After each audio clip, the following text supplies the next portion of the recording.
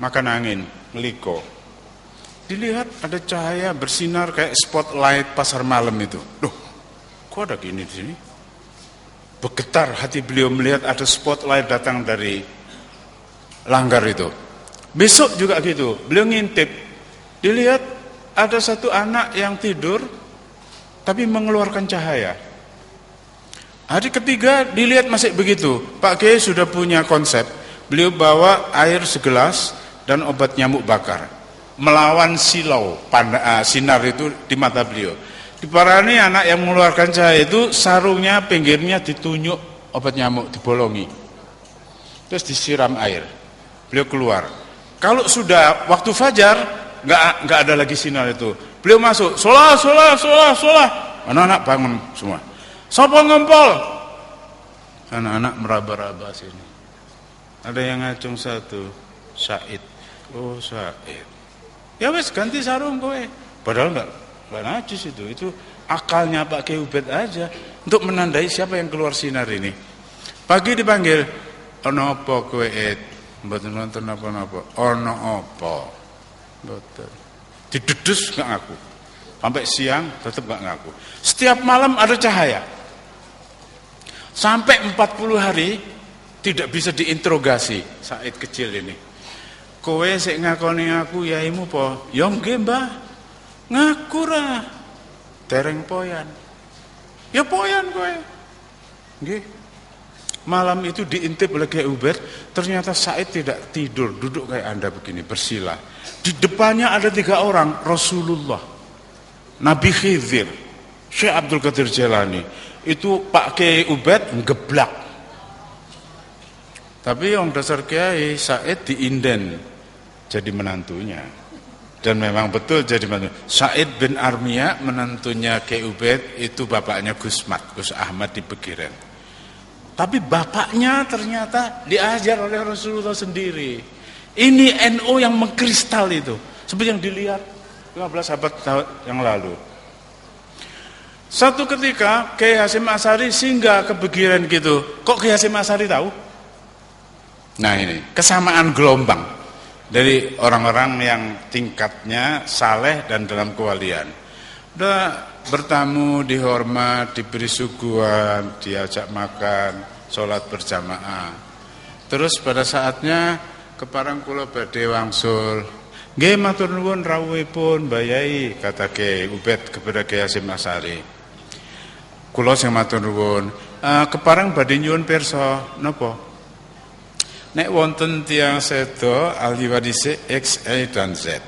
Dereng dibagi si E meninggal. Kan masalah munasakhah. Nggih. Nek menurut Muhammad An-Nawawi fatwae ngeten.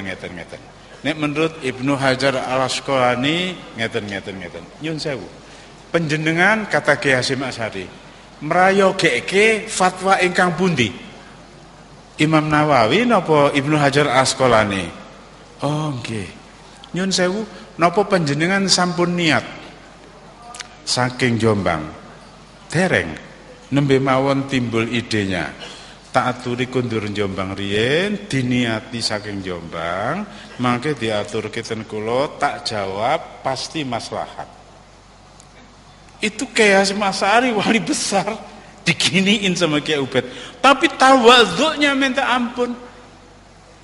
Ini contoh akhlak dari Kiai Hasyim Asy'ari, kakeknya Gus Dur ini. Orang yang begitu rupa tinggi kalibernya, tetapi tidak pernah menempatkan dirinya tinggi.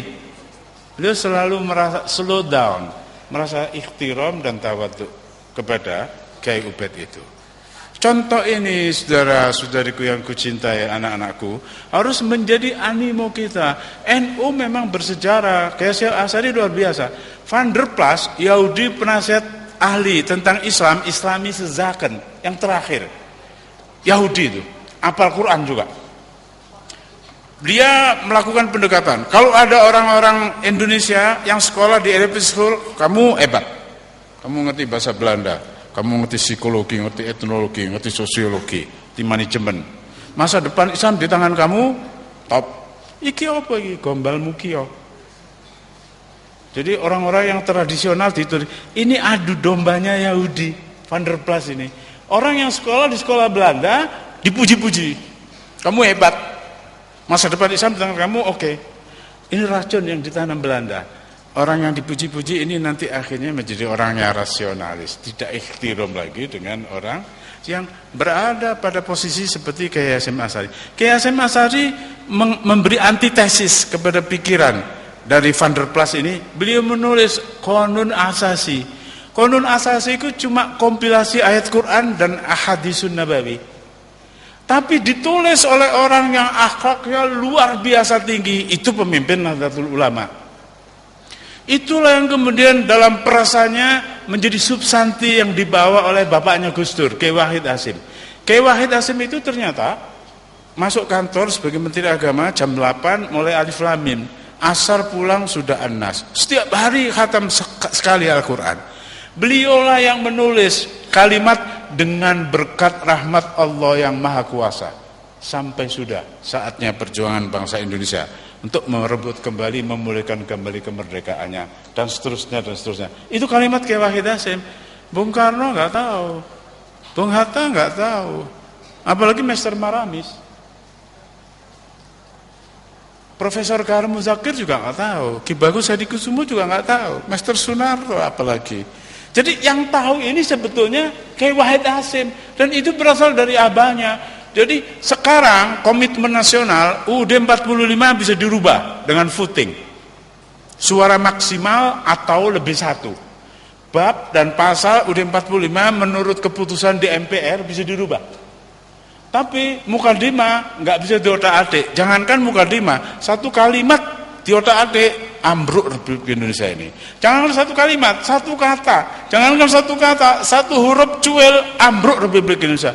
Ini luar biasa saktinya mukadimah UUD 45. Tidak ada konstitusi di seluruh dunia yang setara dengan ini. Declaration of Independence di Amerika, Woodrow Wilson dan George Washington dan juga Abraham Lincoln, nggak sampai segitu. Jadi ini pekerjaan wali besar yang dipandang oleh Rasulullah 15 abad yang lalu, yang dipandang oleh Syekh Abdul Qadir Jailani. Tetapi dengan Kiai Ubed masih begitu hormat. Aku rindu saudara-saudariku yang kucintai dengan akhlak Nahdlatul Ulama yang seperti ini. Jenderal Abdul Haris Nasution menulis buku memoir, judulnya Catatan dari Pandanaran.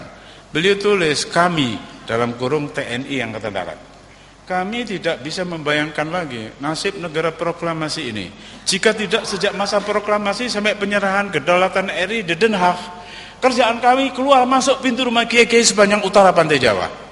Beliau yang mendoakan, beliau yang nasihati, beliau yang nolong, beliau yang kasih logistik. Jadi Abdul Haris Nasution itu ngerti banget posisi ulama, dan kulluhum Nahdlatul Ulama. Sampai satu ketika perjalanan beliau-beliau itu dengan kiai-kiai, satu ketika datang ke rumah Kiai Subhi di Parakan Temanggung. Pak Kiai nyuwun pandonga Pak Kiai, wonten napa Pak tentara, kata Kiai Subhi. Niki Belanda saking kali Banteng badhe ngebom Meguwo ten Yojo. Nyuwun pendonga panjenengan kersane mboten siyos. Oh nggih. Allahumma bihaqqi Sayyidina Muhammadin, kata Pak Kiai Subhi. Berarti beliau selalu merasa dipandang oleh Rasulullah. Maaf saya meloncat cerita. Ada orang datang kepada saya, orang yang biasa membantu saya nyetir mobil saya. Dia mengadu bla bla bla bla. Kowe goleko wong sing paling sepuh nang gone kangmumu. Ono ora? Wonten. Matur dhek. Jadi kalau saya kasih nasihat barangkali kurang antep, saya suruh dia pergi ke orang tua. Begitu ketemu seorang di Wali Kukun, namanya kampungnya Gedung Gudel, namanya Mbah Maksum. Mbah Maksum itu didatangi, bener iku sing dikongkon karo bosmu. Ikuti aja. Saya penasaran kok belum tahu bisa ngomong gitu. Saya paranin. Ternyata seorang usia 92, sekarang 96. Orang usia 92 masih nyangkul, makanya dari keringitnya sendiri. Itu tipikal orang NU. Jadi beliau itu pikir kepalanya gini sudah rusak, lehernya barangkali rusak. Tapi ketika saya duduk di sebelah kanan beliau, Mbah parang matengane, nggih, loh, kepalanya normal. Rupanya Mbah Maksum ini selalu merasa di depan beliau ada Rasulullah.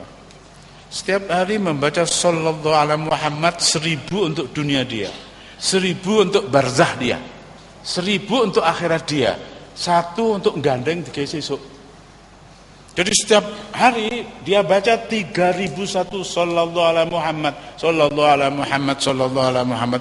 Saya sejak mendengar itu tak tiru, tapi memang rasanya lain. Makanya tadi Anda saya ajak yang simpel dan gampang. Rasulullah nadiri, sing temen teko ati. Rasulullah syahidi, Rasulullah ma'i. NU harus sering memberi inner suggestion, mensugesti diri sendiri seperti itu. Saya orang sembrono. Ahli sunnah wal jamaah itu artinya merasa Rasulullah berada di depan kita, walaupun beliau sudah 15 abad yang lalu lewat.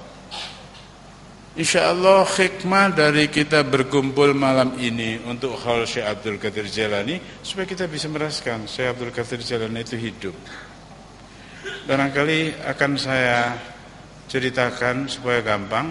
Ada cucu Syekh Abdul Qadir Jailani yang ke-17, guruku, namanya Syekh Muhammad Nazim. Beliau PhD on Chemistry dari Istanbul University. Beliau wafat bulan Sya'ban yang lalu. Saya ketemu beliau tahun 98 ke London. Karena dari anak-anak UI yang main komputer, akhirnya saya mendapat tahu, loh ini ada seorang Arab yang istimewa, berada di Turki, tapi menantunya berada di Amerika, Syekh Hisham yang sering datang ke sini, menundukkan orang Amerika dengan modal dengkul aja dan hati yang kuat. Saya datang. Waktu itu Ramadan, menjelang Tarweh. Kami sudah berkumpul di satu masjid namanya Sacklewell Road di London, di East of London. Kami kumpul semua, lalu ada mobil yang kira-kira di luar itu merapat. Orang semua tahu kalau itu mobil Syekh Nadim. Saya bilang dengan teman Inggris saya, Giles Davidson, let's come approaching Maulana. Ayo nyedek Maulana. No. Ini Giles Davidson ini baru 3 tahun syahadat. Tapi adabnya, hatinya merasa berhadapan terus itu. No. No need to attract Maulana. He knew all about us. Keep stay with me. Saya sebenarnya tertampar, malu juga, tapi okay then, thank you, saya bilang gitu. Begitu Syekh Nadim digiring ke mihrab masjid, kira-kira di kamera ini, beliau nengok ke sebelah kiri ke arah saya. Apa kabar Profesor? Ngomong bahasa Indonesia. Loh, kok tahu bahasa Indonesia? Kok tahu kalau aku dosen? Beliau tanya, apa kabar Profesor? Saya bilang, fine, thank you Maulana. You are right Malik. Giles Davidson ini namanya Abdul Malik. Kamu benar Malik. Kamu benar Giles Davidson. Jadi pembicaraan kami berdua tadi di sana, berapa itu kira-kira? 60-70 meter itu. Kedengaran. Bagaimana Rasulullah? Bagaimana Syekh Abdul Qadir Jailani? Datuk dari guruku. Lebih dari itu. Jadi menghaulkan Syekh Abdul Qadir Jailani berarti meletakkan beliau punya karomah berada di depan kita. Membaca Simtuturor berarti menarik Rasulullah di depan kita. Wa taj'aluna fi hadrati hadzal habib minal hadirin. Inilah yang ingin saya katakan kepada Anda semua, bukan mauidhah kepada Anda, tapi terutama kepada diri saya sendiri. Jadi istilah NU ini yang pemimpinnya kayak Kiai Hasyim Asy'ari, menelurkan santen yang dibawa oleh Kiai Wahid Hasyim berupa preambul UUD 45 yang kesaktiannya nggak bisa dirubah. Seluruh dunia kecolongan, tidak ada konstitusi kayak UUD 45 dengan berkat rahmat Allah. Bukan negara Islam, bukan negara agamis, tetapi ternyata di situ ini telurnya Kiai Hasyim Asy'ari, santannya beliau, dengan berkat rahmat Allah yang Maha Kuasa. Jangankan Maramis, Manado yang Kristen itu, mana ngerti dia? Bung Karno pun tidak, Bung Hatta pun tidak, Master Sunario juga tidak, Ki Bagus Hadikusumo juga tidak, Profesor Karim Muzakir juga tidak, Suryono Cokro Abikusumo entah siapa namanya itu, nggak ada yang ngerti, itu Wahid Hasyim. Karena memang beliau menghadap Allah terus. Masuk ono menteri kita esuk maca Quran asar wis tamat, mana ada? yang seperti. Tapi itulah NU yang sebenarnya. Mudah-mudahan rahmat Allah, berkah Rasulullah, berkah Syekh Abdul Qadir Jailani, berkah Kiai Hasyim Asy'ari, berkah Sunan Kalijogo, berkah dari Raden Fata, berkah dari Pangeran Tenggrono, dan semua aulia yang ada di sini limpah kepada Anda semua. Anda tidak akan dibiarkan oleh Allah dengan bersungguh datang melampaui hujan untuk menghalalkan Syekh Abdul Qadir Jailani, kecuali diberi anugerah oleh Allah. Barang siapa mendekat pada aku sejengkal, tak song-song sehasta. Kalau datang kepada aku dengan gontai, aku yang datang kepada dia dengan sigap. Saya mohon maaf, saya cuma bisa cerita-cerita aja supaya Anda berpikir sendiri. Jangankan Allah, jangankan Rasulullah, jangankan seperti Mbah Maksum di Kedung Gudel, Wali Kukun Ngawi. Jangankan sampai ke Rasulullah, orang yang kayak begitu aja demikian martabatnya. Jadi ketika saya subuh didatangi oleh Pak Nas dan Pak Yani, lah niko pun kepireng suarane, ada bomber dari Belanda, wung wung wung wung, monggo medal. Kata Kiai Subuhi, Allahumma bihaqi Muhammadin, stop. Ini kan kayak orang nggak normal ini. Demi Nabi Muhammad, stop. Itu pesawat bomber Belanda kayak nabrak Grand Canyon, hancur lebur di situ. Ini matanya Ahmad Yani, matanya Pak Nas melihat sendiri. Bagaimana beliau tidak yakin? Dan buku catatan dari Pandanaran itu sekarang tidak bisa dijumpai lagi di pasaran. Sudah ada yang nebas dan dimusnahkan. Karena kalau itu terbaca oleh banyak orang, orang-orang kayak Anda, orang Nahdlatul Ulama ini akan besar hatinya. Jumlah kita yang banyak hanya akan dipakai untuk menjadi voters dalam pemilihan. Tetapi hal-hal yang sebenarnya kalau tidak kita sendiri, kalau tidak Anda sendiri yang menghidupkan sebagai ruhaniyah untuk berhadapan terus dengan Allah, untuk berhadapan dengan Rasulullah, dengan aulia, insya Allah dengan begitu Nahdlatul Ulama akan survive, akan menjadi everlast. Insya Allah yang saya katakan ini adalah keyakinan. Mudah-mudahan kalau benar Allah sendiri yang akan memudahkan untuk kita. Kalau salah, mudah-mudahan saya diampuni oleh Allah beserta Anda semua. Allahumma ja'al majlisina hadza awwaluha sholaha. Ya Allah, jadikan majlis di Serambi Masjid Demak ini adalah tata kami untuk merasa makin pantas mendapat ridhomu, ridho Rasulullah. Awwaluha sholaha wa awsatuha najaha wa akhiruha falaha. Awwaluha rahmah wa awsatuha ni'mah wa akhiruha maghfiratan wa takrimatan wa barakatan wa rahmah.